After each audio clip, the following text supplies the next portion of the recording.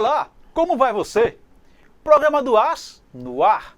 Você já sabe, programa do AS comigo, Antônio Luiz, de A a Z, trabalhando para você. Hoje nós conversaremos com o professor Reginaldo Paz, professor e escritor. Ele irá nos falar sobre seus livros, seus novos livros, e também conversaremos um pouco sobre a sua história de vida. Depois falaremos com Niceu Posner, membro do Conselho Estadual da Pessoa com Deficiência, fundador da Adevise, aqui de Sergipe. Falaremos agora com o professor Reginaldo Paz. Professor, tudo bem? Tudo bem. Eu anunciei que o senhor é escritor, que está cheio de livro, é verdade? Já está no nono livro, não é isso? Oitavo livro. Oitavo livro, é. Saiu agora, saiu do forno agora. Foi, eu fiz o lançamento agora dia 5, né? E lancei os 2. A minha proposta é de lançar 2 livros a cada ano. Olha a produção do professor, 2 livros por ano. E além de professor, você é escritor, mas enquanto professor você ensina o quê? Eu trabalhei com educação básica, né? Trabalhei com alfabetização, né? Porque eu, por muitos anos, né? Inclusive fui o único professor a ser premiado pelo MEC, né? No programa Professores do Brasil, né? Foi o único projeto premiado pelo MEC, foi o projeto que eu desenvolvi com as crianças. Falava sobre o meio ambiente. Aqui em Sergipe? Aqui em Aracaju, no bairro Santos Dumont. Bairro Santos Dumont foi escola pública na época? Escola pública. Qual foi a escola? Você lembra? Já tem um tempinho, né? Foi em 2008, né? Olga Benário. Olga Benário. Eu conheço a escola Olga Benário. Isso. E o senhor recebeu uma premiação do MEC? Do MEC, na época que o ministro da Educação era Fernando Haddad.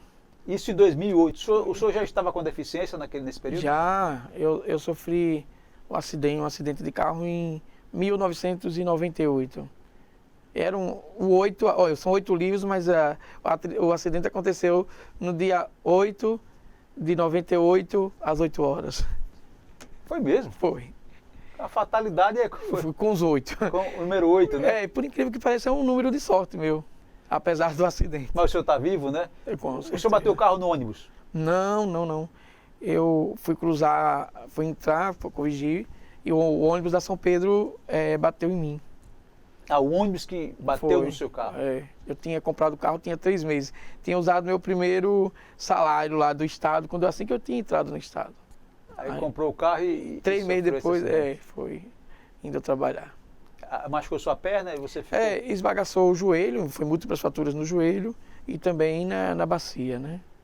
Isso lhe impediu de trabalhar? Você ficou fora do ar? Eu sempre lutei para trabalhar. Na verdade, eu fui e voltei várias vezes para a escola, assim. Ficava um tempo de licença médica, voltava. Hoje eu estou em processo de aposentadoria, porque hoje não dá mais. Porque aí, além do acidente e dos problemas físicos, aí veio diabetes, pressão alta, colesterol, e aí complicou mais ainda, né? Dificultou mais ainda andar. Eu cheguei a cair algumas vezes. Há um tempo desse eu estava de cadeira de roda, eu estou fazendo fisioterapia, já estou andando com andador, entendeu? Mas agora ficou impossibilitado realmente de trabalhar. No caso da aula, né? Da aula. Aula não... Mas essa deficiência que lhe atingiu não impediu de você ter criatividade, produzir seus livros e até mesmo dar aula, porque você continua dando aula agora que está parando agora, né? Já há um bom tempo, né? Eu diria assim, acredito que, não sei se com as outras pessoas acontece a mesma coisa, mas no meu caso, enquanto deficiente, quando eu me vi deficiente, eu tentei compensar a deficiência de outras maneiras, fazendo um bom trabalho, sendo um bom professor, produzindo livros. Na verdade, eu acho que talvez, se não fosse essa compensação em relação à deficiência física, talvez hoje eu não estivesse escrevendo livros. Essa produção vasta aqui. Daqui a pouco a gente vai conversar sobre os livros do professor Reginaldo Paz. A gente está conversando um pouquinho sobre a história de vida dele para inspirar a mim e a você. Afinal, você às vezes está chateado, cansado, macambuzo, taciturno, triste com a vida. Então se inspire aqui no meu amigo professor Reginaldo Paz. Foi colhido dentro do carro. Que carro era daquela época, seu carro? Era um Passat de 4 faróis, aqueles de 4 faróis na frente. Aquilo era um carro, um Passat da Volkswagen, hein? Era. Professor não é bobinho não, comprou logo um Passat bonito naquele tempo. Carro bom, bonito, carro bom. E aí o ônibus bateu no carro dele, o deixando com uma sequela, né? Várias sequelas. Foi quadril, perna. Joelho, quadril. E desde aquela época que eu estou lutando com a São Pedro para poder receber a indenização. Não pagaram ainda não? Até hoje não, ainda está... Olha a empresa de ônibus, vamos pagar o professor, vamos indenizar. Se o seu ônibus bateu no carro dele, qual é o problema em indenizá-lo? Desde 98, né? Desde 98, lutando. É uma guerra, né? É uma guerra. Que a São Pedro agora faliu, né? Na verdade. Essa empresa faliu. E estão leiloando, né, os bens para tentar pagar, mas a ordem da justiça é primeiro pagar os trabalhistas, né? São os encargos trabalhistas, exatamente. Para depois pagar Depois, se sobrar dinheiro, pagar. Outros débitos, né? Verdade. Mas deviam ter pago o professor, viu? Devia ter pago lá atrás para indenizá-lo. Não ia compensar o que ocorreu, mas pelo menos iria dar um alento, né, professor? É verdade. E inclusive nos tratamentos que não devem ter sido baratos. Com certeza. Né, para poder se recuperar. Então, nós estamos falando um pouco da vida dele exatamente para que você possa se inspirar. E se porventura você estiver triste, estiver abatido, se inspire aqui no professor, que nem um acidente gravíssimo o tirou da sua atividade e muito menos o impediu de ser criativo. Então, após esse acidente, você continuou dando aula, mas já escrevia antes ou, como você disse, para compensar, começou a escrever depois? Logo, eu escrevi um livro logo que eu sofri um acidente, mas depois de tanto tempo, ficou pouco esquecido na história, né? E aí eu retomei agora em 2014, depois que comecei a entrar em processo de aposentadoria. Então, na verdade, eu já fiz um livro lá em 1998. Então você já vem escrevendo de longe, né? Dei uma parada para poder me dedicar à aula, né? Para ser um bom professor, na verdade, porque professor da escola pública ele tem que ter compromisso com o aluno, né? E eu gostava de fazer com que os meus alunos da escola pública tivessem a mesma aula que o aluno da escola particular.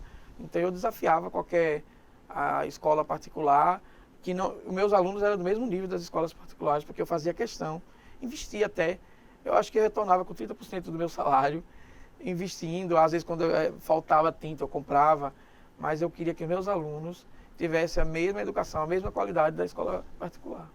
Isso é louvável, até porque todos deveriam pensar assim, né, professor Reginaldo? Sim. Todos os professores, todos os diretores, todos os secretários de secretarias municipais, estaduais da escola pública, que são os gestores da rede pública, deveriam pensar assim.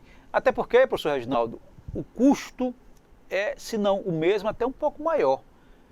Porque você está pensando que a escola do seu filho é de graça para quem tem escola pública, porque você não desembolsa uma mensalidade, mas você paga e paga muito caro.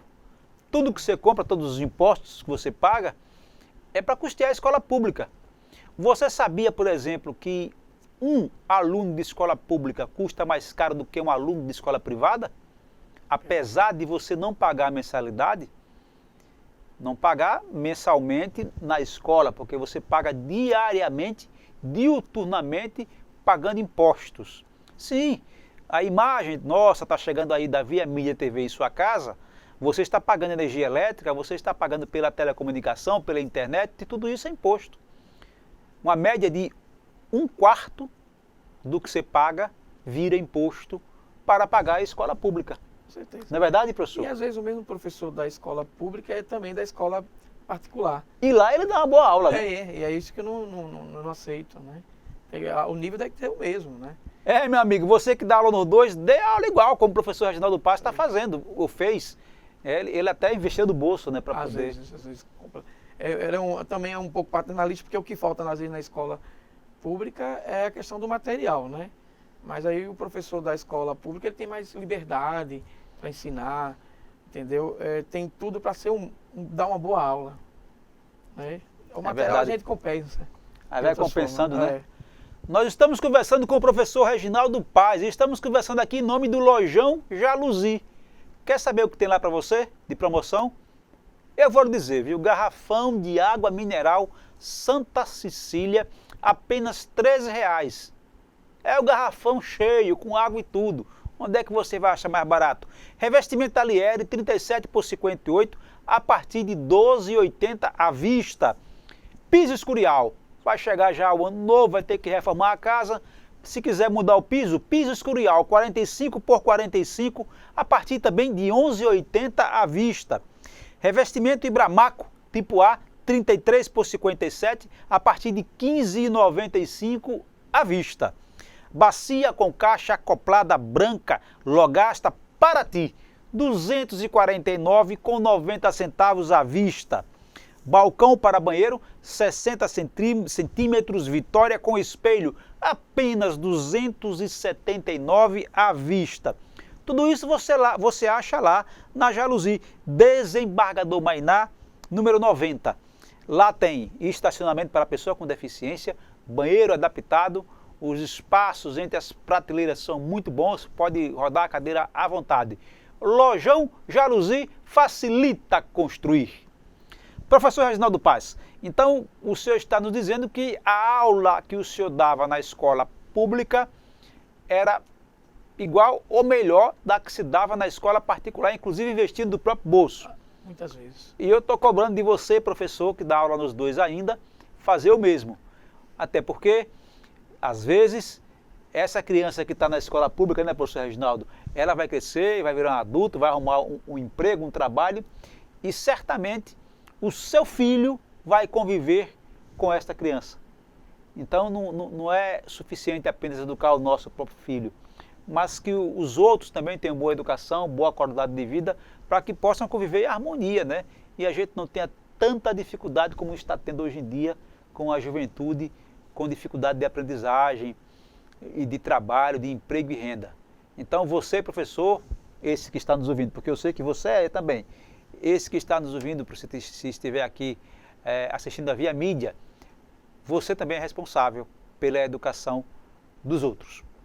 Professor, então, a partir do momento que o senhor começou a escrever, a produção não parou mais. Nós estamos no 9º livro. No 8º. No 8º livro. Não sei porque eu quero falar não, acho que você já está produzindo o 9º, não quer me dizer, viu?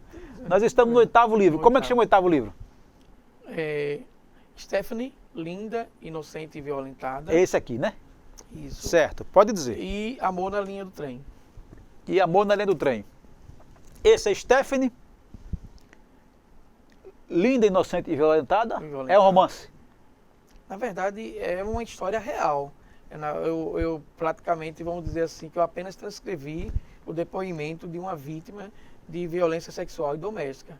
É uma amiga minha, ela foi dando os depoimentos e eu transcrevi o depoimento dela. E virou esse livro. Justamente. Então é um livro forte, né? Eu diria que não, assim, o tema é forte. Sim. Mas o livro, ele mostra a luta dela, que apesar da violência sexual e doméstica, ela lutou o tempo todo para ter uma vida normal. Sim. Então o livro fala essa luta dela em ter uma vida normal, em não deixar que o fato que ela sofreu, né, tenha agravado a vida dela ou piorado a vida dela. A história se passa aqui mesmo Justamente. em Aracaju? No bairro Santos Dumont, inclusive. Bairro Santos Dumont. Inclusive ela foi, a primeira violência sexual, ela sofreu na escola Olavo Bilac, no bairro Santos Dumont. Bairro Santos Dumont. No bairro Santos Dumont, na época.